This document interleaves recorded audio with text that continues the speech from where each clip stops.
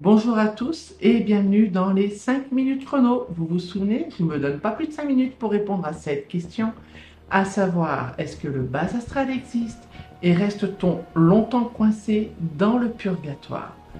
Dans ma façon de voir les choses, car on ne peut parler à chaque fois que de ses propres connaissances. Dans ma façon de voir les choses, je vais faire tomber un mythe. Et le purgatoire n'existe pas et le bas astral non plus. Alors je sais déjà que certains d'entre vous vont dire, mais moi j'ai fait des rencontres où j'ai vécu des choses avec des spécimens un peu démoniaques. Sachez que tout se passe dans votre esprit et dans votre énergie, ce qui veut dire que vos propres croyances vont s'inscrire en lettres d'or sur votre énergie. Si pour vous, ce qui est démoniaque existe, ça va générer donc une peur, et cette peur-là va donner à votre mental le ressenti de vivre ces choses-là et de les vivre réellement.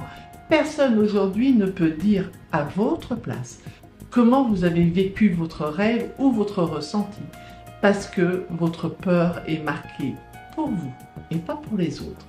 Si vous savez aujourd'hui que l'énergie est quelque chose de libre, c'est un peu comme une grande bouffée d'oxygène, une bouffée d'air.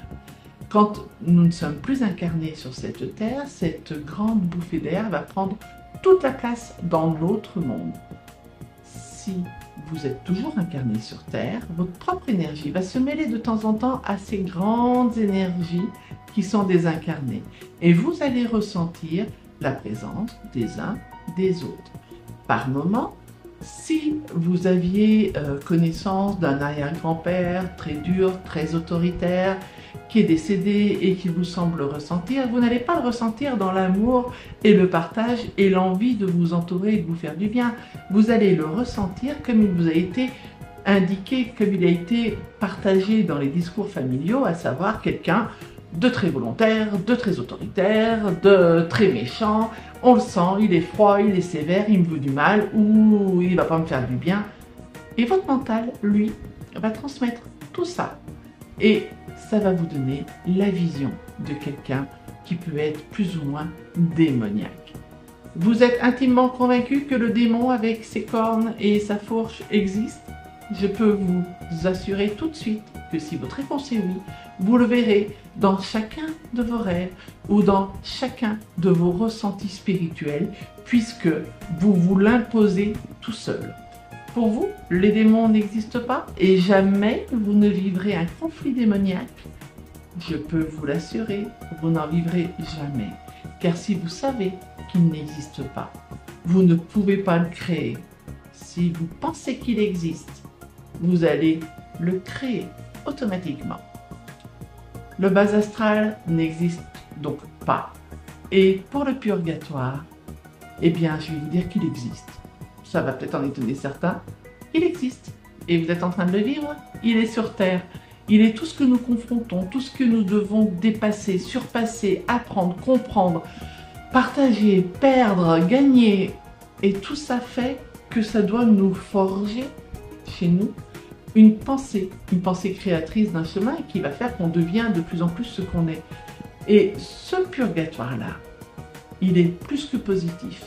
Parce qu'il vous donne le libre arbitre. Et ça, quand vous avez compris que le libre arbitre vous appartient et n'appartient qu'à vous, vous avez aussi compris que le purgatoire va s'effacer d'un claquement de doigts.